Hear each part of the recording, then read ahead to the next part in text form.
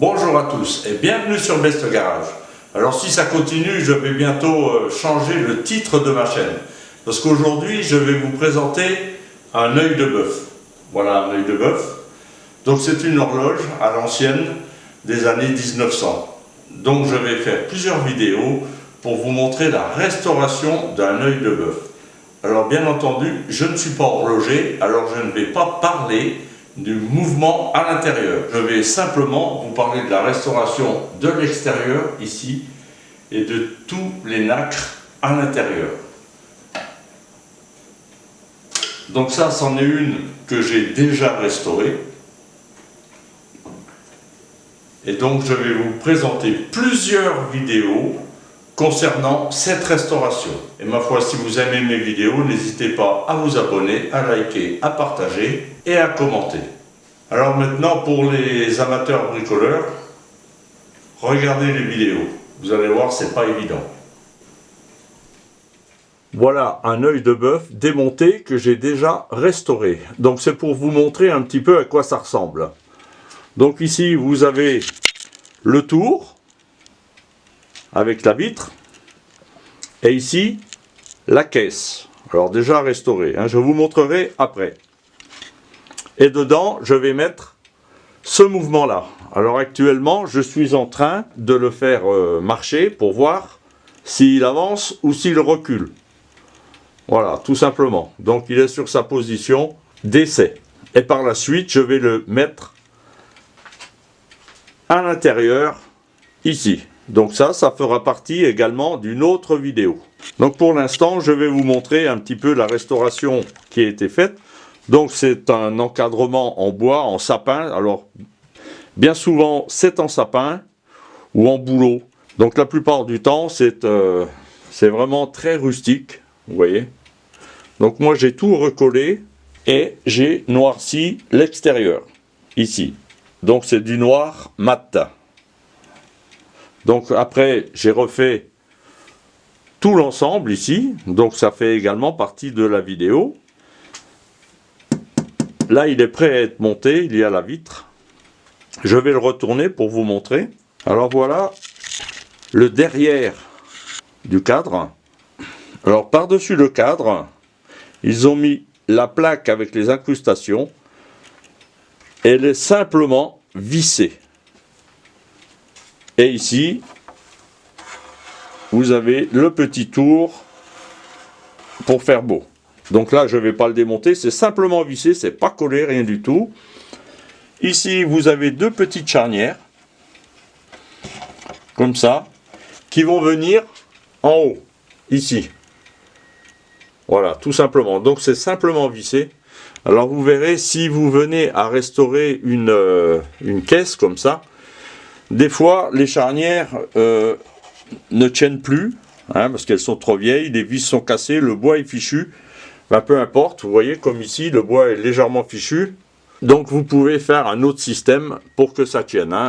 Bien des fois, je recolle une baguette par-dessus et je remets mes charnières à côté. Donc après, chacun fait un petit peu à sa manière. Donc voilà la présentation un petit peu d'un œil de bœuf. Donc ça va ressembler à ça. Donc ça c'est le prochain que je vais remonter. Alors maintenant, regardez la vidéo. Alors je vais attaquer la vidéo par la restauration du noir. C'est ce qui a à peu près le plus compliqué à faire et le plus long. Donc vous allez voir, je vais attaquer directement. Et ensuite vous verrez le restant pour la suite de la restauration.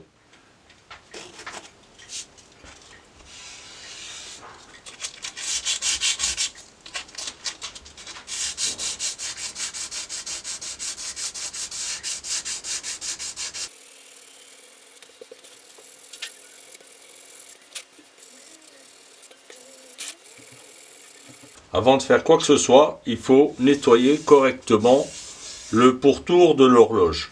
Donc pour ça, vous utilisez soit du papier de verre, mais très très fin, c'est du 500 ou du 1000, et de la laine d'acier 000.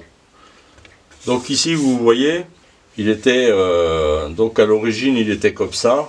Donc là-dessus, je peux absolument rien faire, je ne peux pas le rattraper, je ne peux pas vernir, je ne peux pas mettre de produit, je ne peux rien faire. Donc qu'est-ce que je fais? Je le nettoie intégralement. Donc bien sûr, quand vous le nettoyez, il faut tout enlever, toutes les craquelures, toute l'ancienne couche pour arriver à avoir quelque chose de parfaitement lisse, comme ici. S'il faut, vous utilisez du 000 et vous n'hésitez pas à le passer partout comme ceci. J'ai déjà fait ce côté-là, celui-ci, et je suis en train de terminer ce côté-là.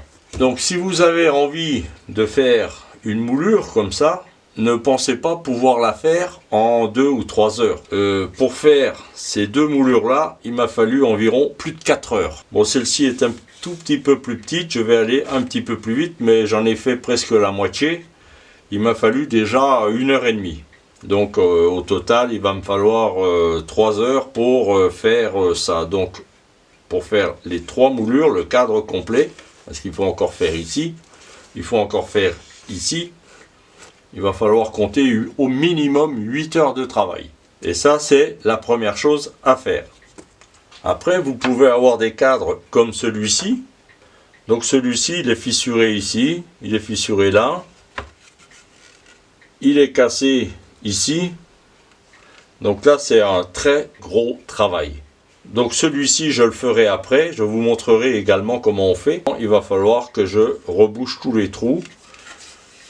Et auparavant, j'ai déjà commencé à recoller une partie qui était fissurée ici et une autre ici. Bon, tout ça, ça va assez vite. Donc je vous montrerai après comment on fait celui-là. Alors je ne vais pas vous montrer une vidéo complète quand je frotte, hein, parce que je frotte 5 cm ou le tour complet, c'est toujours pareil. Il faut frotter. Alors surtout, c'est pas la peine d'aller jusqu'au blanc, parce qu'en dessous c'est du plâtre. Si vous frottez trop, vous allez aller jusqu'au plâtre, vous allez faire des trous, et bien entendu, il va falloir les reboucher. Donc, enlevez juste la couche superficielle. Donc, il faut y aller doucement. Donc, je vais continuer, je vais tout faire. Voilà, j'ai fait tout le tour. Maintenant, je vais faire les extérieurs. Donc, c'est pareil, c'est exactement la même chose qu'ici. Tout doucement. Et on fait tout ça comme ça. Bon, c'est beaucoup plus simple vu que c'est plat. Donc là, vous voyez vraiment toutes les imperfections, s'il y en a. Et tout ça, il va falloir le rattraper. Voilà, donc, je rappelle, le plus important, c'est cette phase-là. Il faut que ce soit parfait. Si vous avez un défaut ici, vous le reverrez à la finition. Donc là, n'hésitez pas à perdre 2-3 heures s'il faut pour que ce soit parfait. Vous verrez, vous y gagnerez à la fin. Je précise, au début, j'ai nettoyé toute cette partie-là, tout autour, parce que bien souvent c'est sale. Donc il faut tout nettoyer, tout racler. Donc vous nettoyez l'intérieur ici, là où la vitre viendra se poser. L'extérieur ici, bon, ça vous faites comme vous voulez. Si vous voulez le faire, vous le faites. Vous pouvez le laisser comme il est. Voilà, donc cette partie-là est terminée. Maintenant, je vais tout essuyer, tout nettoyer. Et je vais faire le deuxième cadre. Donc voici le deuxième que je dois refaire. Alors celui-là, ça va être vraiment très compliqué, ça va prendre énormément de temps. Je vais les faire comme l'autre, je vais le poncer intégralement. Et ensuite, je vais reboucher tous les trous, toutes les petites fissures que je vais voir apparaître une fois que j'aurai tout nettoyé. Auparavant, j'ai déjà nettoyé l'intérieur, ici, là, comme je vous ai dit tout à l'heure. J'ai recollé donc ce morceau-là qui partait. Ce morceau-là qui s'écartait également. Donc maintenant, je vais passer au nettoyage. Alors le nettoyage, bon, voilà comment il est actuellement. Hein, on a l'impression qu'il est bien, mais en réalité, il n'est pas bien du tout. Et il n'a pas le même défaut que le premier que j'ai fait. Le premier que j'ai fait, il était recouvert d'une sorte de vernis moderne, donc c'était assez compliqué à enlever. Celui-là, s'il a été fait, s'il n'a pas été retouché, ça devrait aller un petit peu mieux au niveau du ponçage, au niveau du nettoyage, pas au niveau des rebouchages. Donc ça va me prendre aussi énormément de temps. Donc je ne vais pas vous montrer le nettoyage, hein, c'est comme l'autre. Je vous montrerai quand je commencerai à faire l'enduit un petit peu partout. Donc voilà le deuxième que je dois faire. Voilà, donc j'ai terminé de poncer tout mon cadre. Alors maintenant, je peux bien voir les défauts. Vous voyez, j'ai déjà commencé à reboucher un petit endroit. Là, je voulais faire un essai. Alors maintenant, je vais regarder tous les petits défauts. Alors, ils sont vraiment très minimes. Le plus gros, c'est ici. Alors ici, il va falloir tout reboucher. Pour reboucher, d'habitude, j'utilise du plâtre. Je vais essayer autre chose. C'est ce que j'ai mis ici. Et apparemment, ça a l'air de marcher. Donc, je vais utiliser ça. Colle et joint en pâte. Alors, c'est un truc tout prêt. Hein. Vous voyez, je ne fais rien. Hein. Donc, je le prends avec le doigt. Alors, bien entendu, pour l'appliquer, il faut vraiment que ce soit sec. Hein. Il ne faut pas qu'il y ait de la poussière. Donc, j'ai tout dépoussiéré correctement. Donc, vous prenez votre affaire et puis vous badigeonnez. Alors, il faut bien rentrer dans le trou. Donc, mettez-en bien partout. Et n'oubliez pas qu'ici, c'est arrondi. Hein, donc, il faut l'arrondir également. Donc, j'en mets un petit peu plus. Et je poncerai par la suite. Alors ici c'est pareil, il en manque. Alors il faut vraiment bien rentrer partout, on en rajoute. Alors je tiens à préciser, je ne suis pas un professionnel, donc je suis un particulier, je m'amuse à restaurer. Donc forcément je n'utilise pas des méthodes professionnelles. Là c'est pas trop mal, j'en rajoute encore un petit peu. Bon là j'en ai mis beaucoup. Hein. On va laisser ça comme ça, on va laisser sécher. Maintenant, je vais regarder les autres défauts. Voilà, maintenant que c'est sec, je vais pouvoir poncer.